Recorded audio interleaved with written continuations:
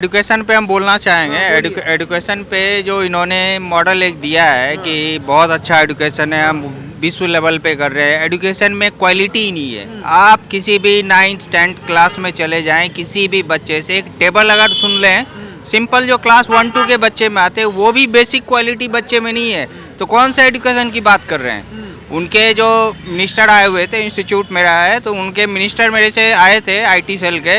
उन्होंने बोला कि हमने एजुकेशन पे बहुत अच्छा काम किया कि ये लो जी, बच्चा आपके स्कूल का ही है, आप इनसे एक टेबल सुन के पूछ के दिखा दो, अगर ये टेबल प्रॉपर बताते समझेगा आपका एजुकेशन बहुत अच्छा है। TRP के लिए इन्होंने बाहर से प्रोपेगेंडा फैलाया कि दिल्ली का मॉडल बहुत अच्छा है, ये मॉडल पूरे देश में ले जाएंगे। अब ये सोचो कि जब 10th का बच्चा टेबल तक नहीं बता पाएगा तो देश का क्या विकास करेगा। आप ही सोच सकते हैं आप में क्या योगदान देगा आपके विकास में वो। ये मॉडल तो फ्री चल रहा है, होना चाहिए नहीं होना चाहिए। फ्री का देखो, फ्री का आप बोल के देश का ही नुकसान कर रहे हो। ये सबसे भाई फ्री में आप, फ्री का एग्जाम्पल आप श्रीलंका देख लो, वेनेजुएला देख लो, वेनेजुएला में भी सब चीज़ फ्री था। आज ये देश की स्थिति ऐसी है कि वहाँ की लेडी दूसरे देश में जाके गलत सलत काम करके अपने जीवन व्यतीत करे। वेनेजुएला एक ऐसा कंट्री है जहाँ पे आप क्या ये विश्व के मॉडल जितने आते हैं, हमारे जो क्या बोलते हैं जो सुंदरियाँ सब जो आती हैं वहीं की आती थी। आज वो देश ऐसा है गर्त में मिला हुआ कि 1-1 रुपये के लिए मोहताज है। 100 रुपये लीटर, 200 रुपये लीटर पानी की वहाँ पे सेल हो रही है। उससे अंदाज लगाओ फ्री ये चीज़ है।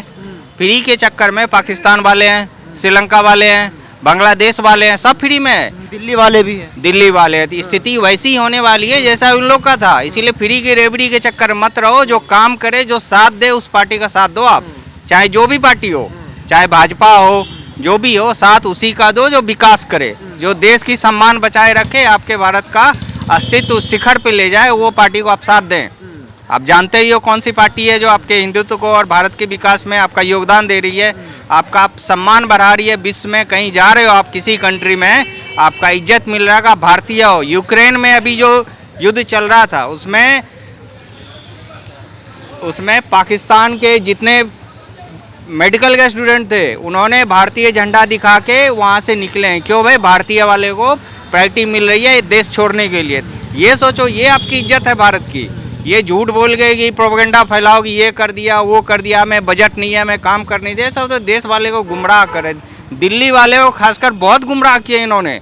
दिल्ली में आप पानी की बात कर रहे हैं, F7, F5, F6 ये ब्लॉक में पानी सिर्फ 2 घंटे सुबह 2 घंटे रात आते। कांग्रेस के शासन में 24 घंटे पानी थी। इसकी हमने कितनी बार मेल किया है, मेरे पास प्रूफ है। आज से 4 साल पहले का रिटर्न मेल केजरीवाल जी का रिटर्न आया हुआ है कि हमने इस ऑफिसर को बोल दिया ये आपकी सर्विस स्थिति कराई। 4 साल में कोई व्यवस्था नहीं हुआ। सिर्फ आप ही बताओ, 2 घंटे सुबह 2 घंटे रात। कोई अगर पानी ले रहा है, किसी ने अगर ऑफिस जाना है, किसी ने कहीं दूर से आया तो रात में आया तो कहाँ से पानी आएगी ये बताओ। ये कोई सुविधा थोड़ी है। ये तो समझ लो फ्री का बांटो, 2 घंटे दो, बंद करो, बिल का बराबर करो बकाया, ये सुविधा है जी। देखिए, आप स्कूलों की बात करते हैं, शायद स्कूलों का वो आधा सच दिखाते हैं। जो स्कूलों में 5 लाख का खर्चा था, उस स्कूलों के कमरे के उन्होंने 35-35 लाख रुपए चार्ज किए हैं। वो एक बहुत बड़ा घोटाला है। और कई सारे ऐसे स्टिंग ऑपरेशन हुए हैं जो केवल 2-4 स्कूल दिखाने के लिए 2 कमरे बना दिए, लेकिन आगे जो स्कूलों में गंदगी है, जो शौचालयों में गंदगी है, जो टीचर्स की भर्ती नहीं हुई है, इस बारे में नहीं बोलते। कितनी टीचरों की वैकेंसियाँ खाली पड़ी हैं दिल्ली में। पेंशनें उन्होंने लोगों की बंद कर दी है, विधवा पेंशन, बुजुर्ग पेंशन, यहाँ तक कि विकलांगों की भी नहीं, उस बारे में नहीं बोलते।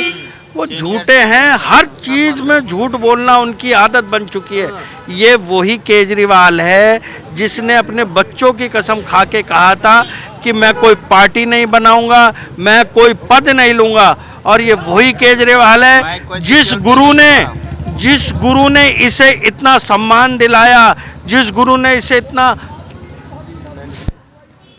सम्मान दिलाया, साथ में इतनी तरक्की दिलाई, इतना नाम दिलाया, इतनी पहचान दिलाया, इस गुरु को ये भूल गया। अच्छा, मुझे एक बात बताइए, अगर काम नहीं हुआ है, लोगों की जुबान पे कैसे है? जिससे बात करो कहता है कि केजरीवाल के स्कूल देख लो जाके, हॉस्पिटल देख लो जाके।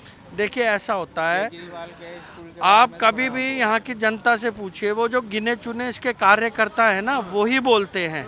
ये एक तरह का स्टिंग कराता है अपने कार्यकर्ताओं को बीच में बेल के, उनके मीडिया बाइट लेके उन्हीं से बुलवाता और वही कहते हैं।